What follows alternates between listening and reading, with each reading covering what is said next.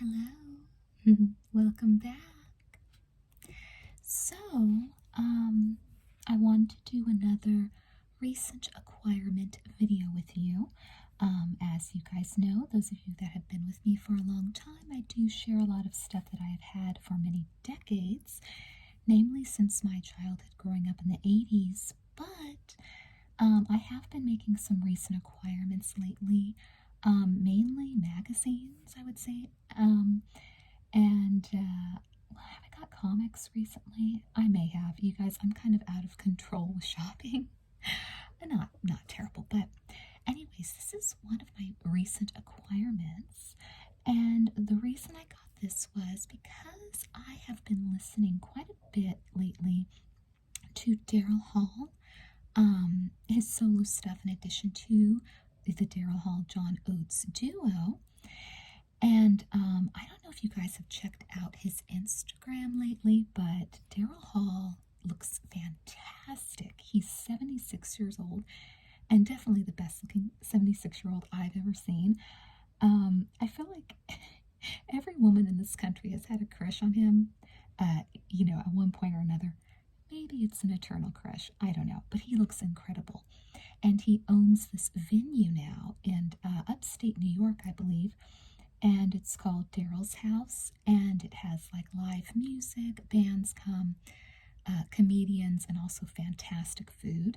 So it's one of those things where if I ever go to New York, I gotta check out Daryl's House. And of course, he has his show, Daryl Live from Daryl's House, which is it's pure art. I don't know if you guys have ever checked it out. It's been going for a good 10 years, maybe 11 or 12 at this point, and it started out as an internet show, and now is it Access TV? Is that the channel it comes on? I don't currently have the channel. I used to have it with my previous cable provider, but it's just an excellent series show where he just does performances with so many great artists, especially a lot of people from like the 70s that I'm a fan of, like Joe Walsh and the OJs, and just everybody from all types of genres of music, classic rock, classic funk, all of that stuff. So it's just an incredible show. But yeah, so this is an issue from January 1985, and I got an incredible deal on it. And I've just kind of, flipped through to make sure that all the pages are intact, and they are. So I'm so glad about that, but I haven't really read the content. And it looks like the articles in there are pretty long, so I don't think I'm going to read them in their entirety, but I'm going to try to pick out the stuff that I find interesting or that I think you guys will find interesting. It says The Secret Life of Hall and Oates, but it also says it has an article. It says Schwarzenegger. It's really Schwarzenegger, I know, because I asked my high school teacher, my German high school teacher, and she said it was Schwarzenegger back in the 90s. I asked her. But Schwarzenegger Terminator Talks, so there's going to be an article interviewing him, Tom Wolfe, The Vanities, and then Prince on tour. And so it looks to be one of these magazines with just a lot of great content in it. So we are going to begin. Okay, so over here, starting out, it says, oops, got a couple of these business reply cards, which is cool. Such a vintage magazine I purchased, and they're still in there. You've got What It Takes, Salem Spirit, so it has a cigarette ad, which you do not see anymore. And over here it says, own a movie for less than the price of a blank tape, just $4.95. And it shows Romancing the Stone and Splash, Educating Rita. I've never seen Educating Rita, but Star Wars. So, shop by mail convenience. So this was like, remember the days prior to shopping online, shopping by mail. And it's funny because back then I didn't use the shop by mail thing. Like, I didn't send away for any movies or tapes or whatever, but now I shop online a lot. So that just tells you that the internet is a lot more convenient, because I would have been ordering a lot more stuff back in the day if it were as convenient as the internet. Over here, let's see, VCR, stereo, or hi-fi, you can hear the difference. So a little tech-savvy article. Have you been searching for these records and cassettes, no matter where you are, where your local record store? So another one of those ads, and it says, fantastic records and cassettes from the 50s, 60s, 70s, and 80s. I feel like people sleep on the 50s and 60s now. See, back then, it was included. That was classic music at the time. But now people, I feel like radio stations just go as far back as the 70s, which is kind of sad because I'm a huge, like, 20th century fan in general, and I love the 50s and 60s as well. And again, it says no other audio cassette raises your level of listening pleasure like TDK. So it's like cassettes for you to, tape music off the radio like we used to do. And then here's the contents page, which is just incredible. Look, Prince, it says on tour with his royal shortness. Plus, Frankie Goes to Hollywood, Mick Jagger, and more in music. I feel like calling him royal shortness is kind of not very nice, but oh well. Rolling Stone, I think they might be kind of snarky sometimes. Madonna and Rosanna Arquette. So there's going to be an article of them. I will have to read that. It says they're desperately seeking movie stardom together. And then look at this fabulous picture of Arnold. There's some great just pictures of him in here when I was flipping through. It says, the Terminator makes Conan look like Boy George. Again, that's some shade to Boy George, right? Like, people were just not, magazines were not politically correct back then. And I kind of miss the honesty, but at the same time, do I really miss it? It's kind of rude. It's rude. Sometimes being politically correct is just being polite, all right? Okay, so it says random notes. Okay, so here are some pictures. Ooh, there's the Desperately Seeking Susan little article. So let's see what it says. Two lucky stars take a shine to each other. Persona revisited. In their co-starring movie, Desperately Seeking Susan, due in March, Rosanna Arquette takes on aspects of Madonna's personality. But who's borrowing whose style here? Well, both say they recognize similarities in each other right away. We're like sisters. We've got lots of miseries in common and boyfriend problems, says Madonna of her friend. I love her, reciprocates Rosanna. She's my long-lost sister. Now that they've found each other, the two intend to share social lives as much as possible. But in the meantime, Desperately Seeking Susan has wrapped up shooting, and the lucky stars miss each other terribly, yet are equally busy capitalizing on their respective glittering constellations. Madonna's shooting a new video with Grace Jones Svengali, Jean-Paul Goude, and getting ready for her first ever national tour this spring. Rosanna's shooting a Western Silverado with Lawrence Kasdan from The Big Chill in New Mexico. She's also featured in two other upcoming pictures, George Miller's The Aviator and Martin Scorsese's After Hours. Though like a virgin to the film world, Madonna will get her own movie next fall. It's being developed for her now. I wonder if they mean Who's That Girl, maybe? Another one I love, love, love, love. Meanwhile, the experienced chartbuster also hopes to enter the realm of soundtracks. She's penned several songs for Desperately Seeking Susan, which are under consideration. And we know which one they chose, right? They chose Into the Groove, which, fun fact, if you're a Madonna fan, you probably know this. But if you're not, this may be news to you. The version of Into the Groove that they used on the film, in the video, was just the demo version. And all subsequent versions that you hear on CD have been like the produced, fully realized version. But you guys, my favorite version is the demo because I relate it to the film and the original music video. So there's also, let's see, Brit Bands Aid in Famine Relief over here.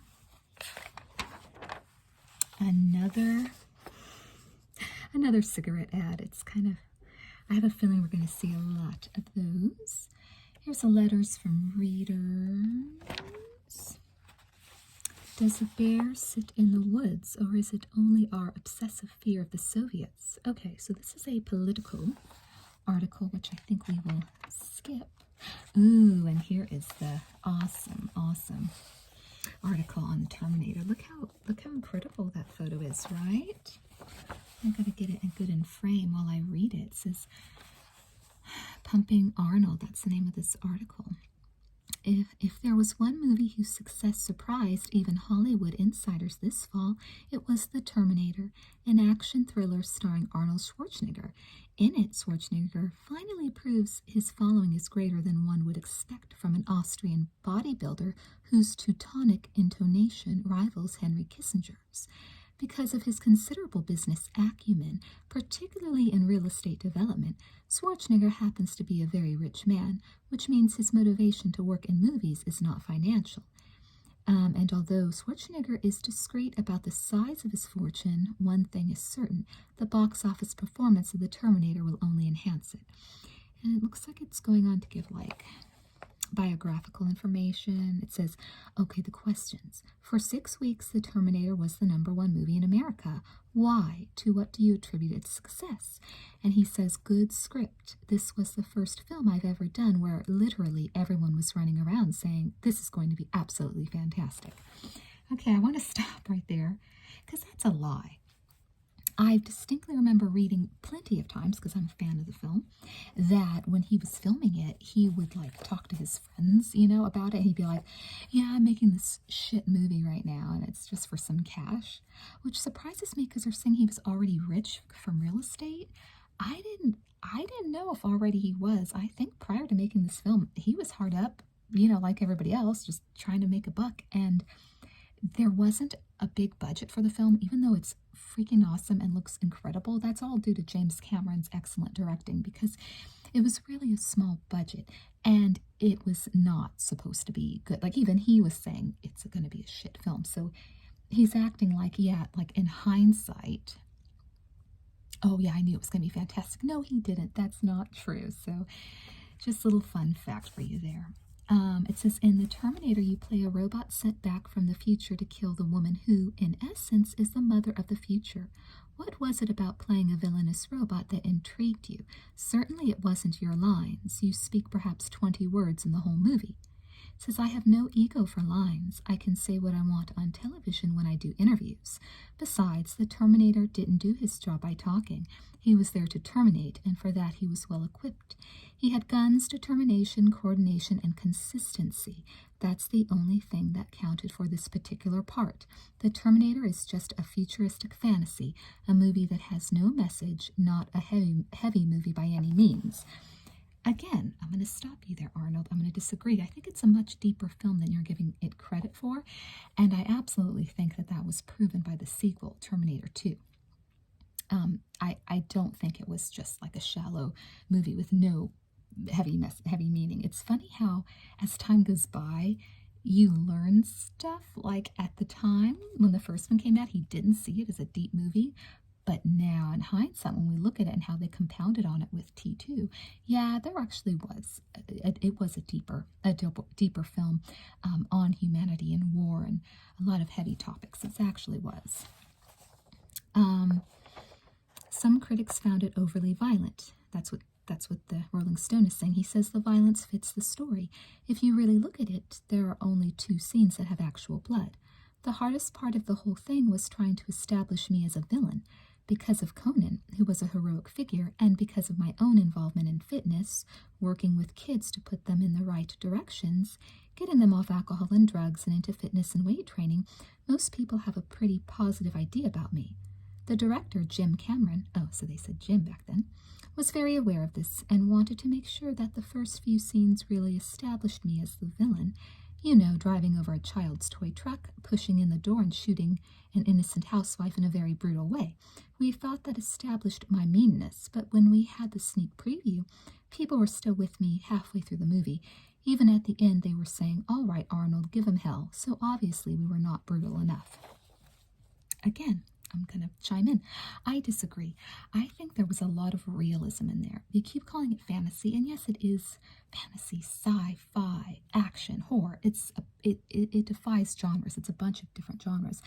But I also see when I watch that film as an adult, especially, although you guys, I was a kid watching it when it was brand new. I distinctly remember watching with my family, and when he says the "I'll be back" line, I remember them going, oh my God, that part's awesome. Like it wasn't even that line had not even become classic yet. Nobody was talking about it. That's how long ago I remember watching it. When us just watching it in the house, we thought that line was cool, and it wasn't even classic like it is now. But anyways, it reminded me a lot as well, if I guess because I watch a lot of true crime, it reminded me of like a serial killer flick, right? Because when he has his skin on, it doesn't look fantasy. It looks like a man going to a gun store, which we all know now, living in America with all of the horrible violence that we have and massacres. People go to gun stores and buy a shitload of artillery and kill people. So him going there, him going into people's houses and clubs and shooting it up, so reminiscent of what we're really going through in the 21st century. It really was, I mean, foretelling that in a way. So I see a lot of realism in there. So let's stop saying that it's just fantasy or fiction. That's where the depth of the movie comes in, is that it really is, unfortunately, foretelling of the future and what we would be going through in the United States in the 21st century. And so they're asking him more questions over here. The millionaire with muscle in his office in Venice, California. Army years above. It was the first time I had meat every day. And so it gets away from the role of Terminator and more into like biographical information. What's this over here? In Japan, where high-tech electronics are a way of life, they pay $714.93 for an American-made radar detector. You can get the same one for considerably less. You guys, I knew there was going to be a lot of cigarette ads. Came up to cool another. It's crazy how much they were hawking cigarettes back then, right? I mean, my goodness. And now it's asking him, like, what role did your mother play? And your brother was older, a boxer, and was killed at 23 in a car accident. Were you alike? And so it's a lot of biographical stuff is what it's covering. I just kind of wanted to go over the Terminator aspect of the article. Oh, okay, so here we come to the Hall and Oates article. Let's see, there's Hall, there's Oates. It says the self-righteous brothers. For Daryl Hall and John Oates, life as pop music's biggest duo is not good enough. So it looks like they're doing like just an observational type article, which I think is a lot of what Rolling Stone did back then. Was it would just like go and see what the band was up to and then literally write, word for word, like this is what they're going through. So it's talking about being on the MTV soundstage and trying to answer questions from fans. And then it's mentioning that Tommy Mottola is their manager. Now see, I didn't know that. Did you guys know that he was their manager? Tommy Mottola, the only years that Mariah Carey was cool, right? When he was her manager. I mean, that's my opinion. I know a lot of fans of hers don't like him because of their marriage not being great, but she married him, you guys, and I don't think he hit her. I don't know the story. I don't think there was anything violent, but I guess she felt he kept her locked up. But anyways, that's when she was cool, and he was their manager too. So he's a great, great boss as far as managing very talented people. Let's see where the article begins.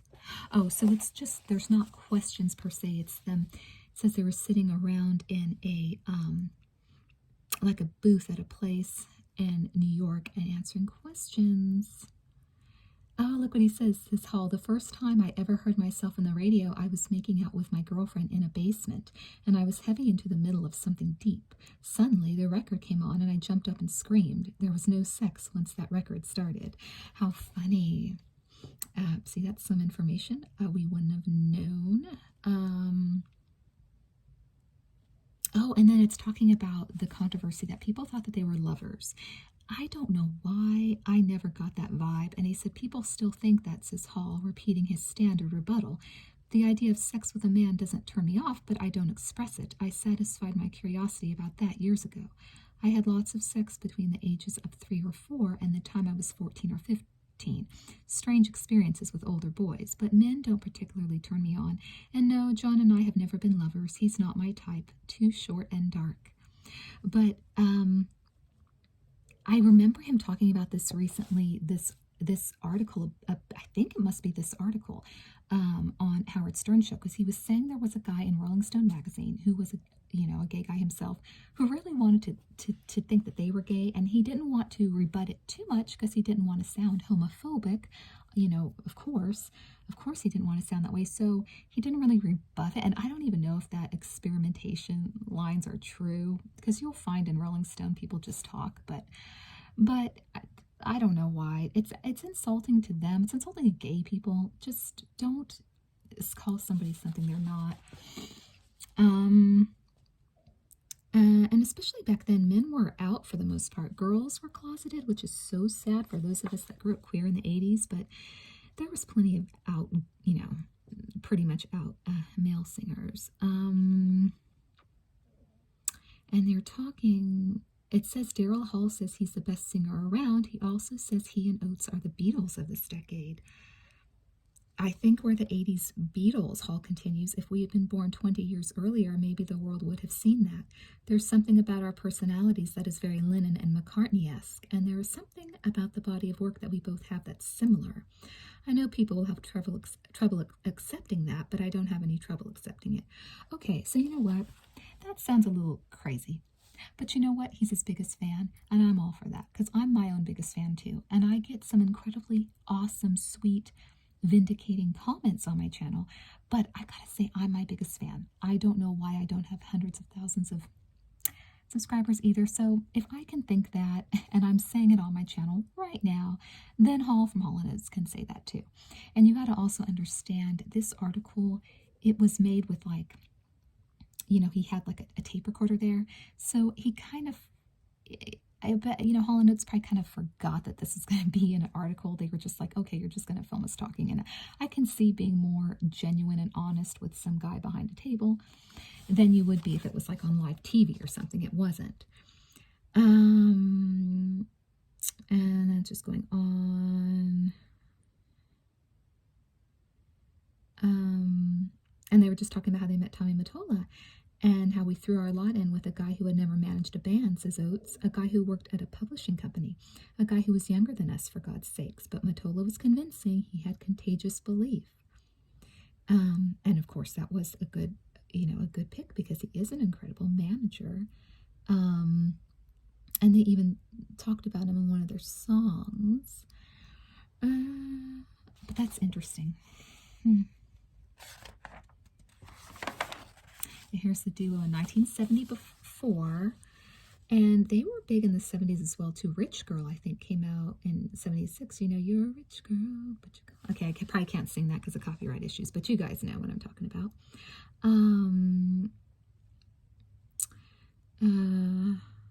He says Hall does have belief. Let's see, what does he say? He refers to the fact that he went into the studio to record Big Bam Boom with nothing planned. He says, daring myself, because if I have a religion, it's the religion of the self. I don't follow anybody, and that scares people, but I like the idea of scaring people. I wish I scared people more. I don't know if I scared anyone on this new album, but I'm better at scaring people in my personal life. I change quickly. I go from nice to not nice. I'm like a snake. Don't back me into a corner or I'll bite hard, deadly hard. He does have belief, at least in himself. 2 of his uncles were ministers, and his great-grandfather was a warlock. He cured cattle and all. Interesting. So, he says he's an elusive person. Over here we have another, what do you know, another cigarette ad. My goodness. And this is a Casio ad. Tickle the keys or pound them. This keyboard knows the difference. Another one of these business cards. It's cool that they stay intact. What is this? The Bonfire of the Vanities by Tom Wolfe. Okay, so this is an article on Tom Wolfe, who I don't really follow his stuff. If you're a fan of his and you want me to read this in another video, I could do that. Street Sharps.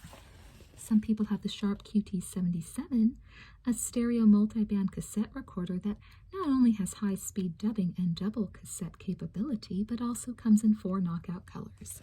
Those are cool, right? You guys remember boom boxes? I am so much more a cassette tape fan than a record album fan, because cassettes, they kept their quality much longer. Like record albums, you play them, you keep playing them, they start sounding far off. The sound quality isn't great. I'm not a fan.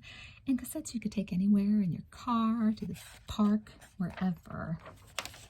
Okay, this is a Nothing Works Like a Chevy Truck ad. 85 Chevy, I suppose. Haven't really changed much, this type of car. Oh, okay, a new crush-proof box. Oh my goodness. How many cigarette ads do we have? Is anybody counting? Quite a lot. Oh, okay, now an article on Prince. It says, you saw the movie, don't miss him not live.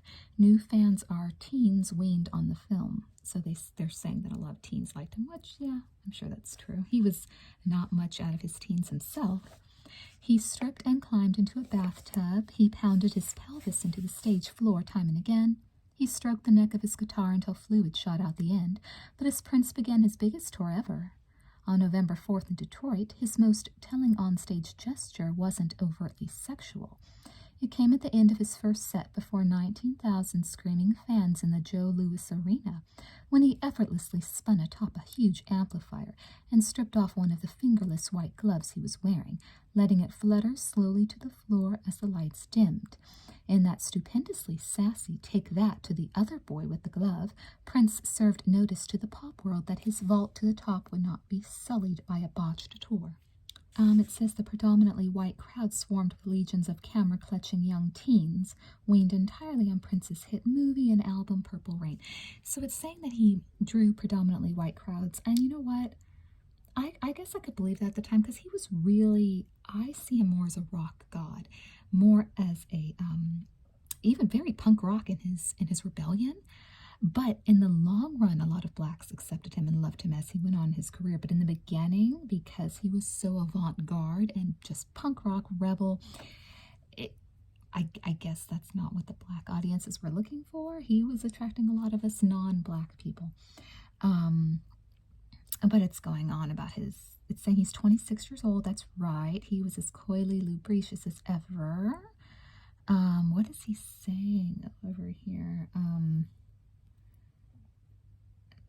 They're calling it Straight Ahead Soul of Little Red Corvette.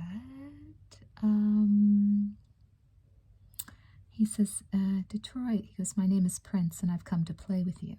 And play he did, clad in a Hendrixian outfit, an all-white serape top and clinging bell-bottoms. Prince ripped into Let's Go Crazy. He didn't like getting compared to Jimi Hendrix. He said it was just because I guess we're both black.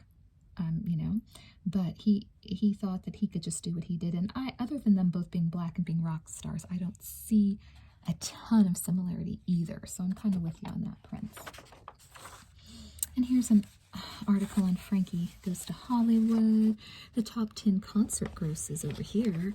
Ooh, let's see. So Prince and the Revolution, the tickets sold and the gross, and then in Landover, Maryland, and Philadelphia, Pennsylvania, and then Kenny Rogers, Daryl Hall and John Oates, Culture Club, Dio, Alabama, Dio, Diana Ross in Chicago. Those were the top 10 concert grosses for this year up to that point. Life After the Clash, Nick Jones Goes Bad. There's Sade. So Sade, in future years, I grew to like her music, like in the 90s, but back then in the 80s, I was like, I remember being scared of her. I didn't like this lady. I didn't like that. I hated that Sweetest Taboo song and Smooth Operator. I didn't care for her back then. Any Sade fans out there? Blistex ad, New Edition. Of course, that's spurned Bobby Brown. Oh, MTV's VH1 music video for Housewives. They were talking about this in the other magazine video that I did earlier this year, right? VH1. If everything went as planned, MTV Networks' news service, VH1, began broadcasting on January 1st. Designed to appeal to 25 to 54-year-olds, VH1 is supposed to be markedly different from MTV, relying as much on the personalities of its VJs as on the music. What will the overall flavor of VH1 be like? It's crazy to hear it talking about the genesis of it, because I was deep into VH1 in the 90s, you guys, because I love like softer music. I've got, you know, like if you guys are from Southern California, you know, 103.5 The Coast. I listen to that a lot. I love like vintage, you know, well, it wasn't vintage back then when I was listening in the 80s and 90s, but ballads from the 70s, 80s. And they played a lot of that on VH1. But they also played stuff like, what's that guy that everybody loves now, Never Gonna Give You Up, Rick Astley. They played a lot of Rick Astley on VH1, I recall. It's funny because I was a kid in the 80s and 90s. Well, I was a teenager in the 90s, but I watched it a lot. Will there be news on VH1? Yes, it will be entertainment news rather than just music news, which we do on MTV. VH1 will probably take the People magazine approach, the idea that you're not interested so much in hard news, but more in just what's interesting. And they're saying, will housewives watch it? Yes, housewives and teenagers, 20th century teenagers like me, were very much into VH1. Oh, you guys, right here, drummer dies in car crash. It's talking about the Hanoi Rocks drummer that died in the car accident with Vince Neil. Vince was driving, and I think the other car, they got hurt pretty bad, but they lived. Let's see, the two occupants of the other vehicle, Daniel Lewis Smithers, 20, and Lisa Hogan, 18, were seriously injured. Neil himself suffered only minor injuries. And then, of course, the Hanoi Rocks drummer died. I'm really surprised it's just a little article here in the back. I can see not wanting to give Vince Neil a lot of bad publicity because he probably already felt terrible, but they were both drinking, so that's just one of those really hard, I'm sure if he could go back and change it things. But yeah, so there's an article on that. The accident occurred on December 8th in the midst of Hanoi Rocks' first American tour. They're a Finnish group. Yeah, they were both drunk. They were both stupid. It's their own fault. That's what the lead singer of Hanoi Rocks said. So, again, how many cigarette ads can there be in one magazine, you guys? Newports. They're really trying to get everybody to smoke in 85, let me tell you. Big Country avoids the sophomore slump. I liked them. So there's an ad on them, or article on them. Oh, and now we've got some album reviews. So it says over here, Like a Virgin, Madonna. They give it 3.5 stars. In the early 60s, when girls were first carving their niche in rock and roll, the Crystals were singing about how it didn't matter that the boy they loved didn't drive a Cadillac car, wasn't some big movie star. He wasn't the boy they'd been dreaming of, but so what? Madonna is a more, well, practical girl. In her new song, Material Girl, she claims the boy with the cold hard cash is always Mr. Right, because we're living in a material world, and I'm a material girl. When she finds a boy she likes, it's for his satin sheets and luxuries so fine, dress you up. Despite her little girl voice, there's an undercurrent of ambition that makes her more than the latest Betty Boop. When she chirps, "You make me feel shiny and new like a virgin," in her terrific new single, you know she's after something. Nile Rodgers produced Like a Virgin, Madonna's second LP. He also played guitar in much of it and brought in ex-Chic partners Bernard Edwards on bass and Tony Thompson on drums. Rodgers wisely supplies the kind of muscle Madonna's sassy lyrics demand. Her light voice bobs over the heavy rhythm and synth tracks like a kid on a carnival ride. On the hit title song, Madonna is all squeals, bubbling over the bass line from the Four Tops' I Can't Help Myself. Really? I Can't Help Myself was sampled in Like a Virgin? You guys, major Madonna fan since the beginning, and I did not know that. She doesn't have the power or range of, say, Cyndi Lauper, but she knows what works on the dance floor. Still, some of the new tracks don't add up. Her torchy ballad, Love Don't Live Here Anymore, is awful. I liked it. I liked the one. The role of the rejected lover just doesn't suit her. Madonna's a lot more interesting as a conniving cookie, flirting her way to the top than as a bummed-out adult. Okay, so that's this person's review of it. There's Wham, Make It Big, which all the Gen Z kids love them now. Like, I feel like Careless Whisper is so played out, but you guys, all these little kids young enough to be my child are discovering them for the first time. So they're all into this. I preferred his solo work over his work with Wham all the way. But it says, they look like a Gleam ad. George Michael's music is an unabashed rehash of Motown, and no one seems to know what exactly Andrew Ridgeley does. Well, that's true. No matter, Make It Big is an almost flawless pop record, a record that does exactly what it wants to and has a great deal of fun doing it. Sure, it's slight stuff and too thinly orchestrated at times, but George Michael can write and sing rings around fellow teen dream Simon Le Bon. He may be less soulful than Boy George. Remember, we're talking British white boys only. But he's got a much wider range, from rumbly bass to keening falsetto, which he uses to first-rate effect on Wake Me Up Before You Go-Go. That's true. He is one of the best vocalists, in my opinion. Love him. One of the best British vocalists, too, and really from anywhere. So a Julian Lennon album review, and Bryan Adams' Reckless, which is a classic album now. If you want jazz, we'll take you there. JVC Fidelity System. Okay, so more ads, more album reviews. Paul McCartney, Duran Duran, Aztec Camera. I never even heard of Aztec Camera. And Barry Gibb. A Diamond is Forever. Our ad. And again, what is this, you guys? Is this like the 110th ad for cigarettes? It's insane. It's insane. Technology. Ooh, okay. So Boss makes a better box. Ooh, Ghost in the Machine for video games. Ghostbusters. The movie is now Ghostbusters, the Activision game, for $34.95. The player must cruise New York to purge buildings of slimy ghosts before the apocalyptic meeting of the gatekeeper and the keymaster. Not so amazing in itself, but the game benefits from innumerable clever touches, from the little jig your Ghostbusters make when they trap a spirit, to the startling appearance of the Marshmallow Man, to the delightful soundtrack of the Ghostbusters theme song. Why wait for the future? The Learning Company's Robot Odyssey 1, $49.95. A computer program that runs on the Apple II family of machines lets you build cute little droids, then run them through mazes and use them to solve a 5-level adventure-style game. So for the gamers out there, that's really cool. Technology seemed pretty advanced, I gotta say, looking at all this stuff. I feel like we didn't need to go past this. We could have stayed right here. Although I guess I wouldn't have a YouTube channel if we just stayed right here. But look, this is pretty high tech, all of this stuff. Better reception on the road, dual disc players, laptop computers. And they're talking about the compact disc. When compact disc technology burst on the scene last year, it was a musical revelation and a prestigious toy. But nobody was certain that this technical showpiece would ever capture a broad market.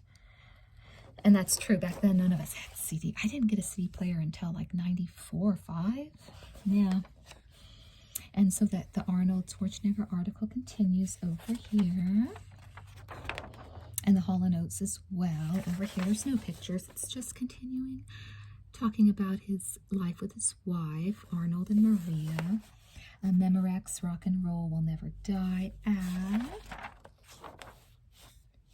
The Tom Wolfe ad continues. This is, I didn't buy my car stereo backwards. Why should you? Jensen's. Another ad. And then over here we just had the classified advertising.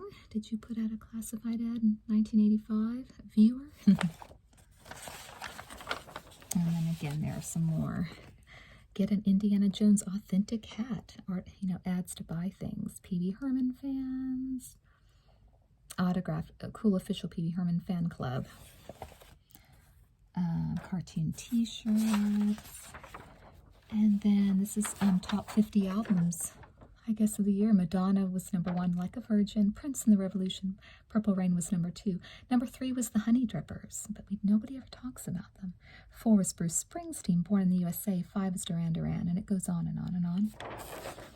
And this is the experts said they heard excellent, frequently responsive. Another Maxell commercial, ad. And then another, the 2000th ad for cigarettes in this magazine. So anyways, that was just a flip through I wanted to do.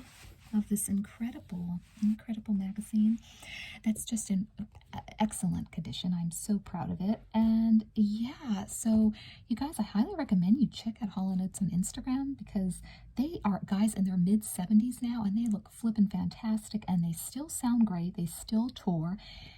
Daryl does his live from Daryl's house show and has his venue. They're just still such successful men, and of course Arnold's doing great still. It's cool to see how many people are still doing great like 40 years later.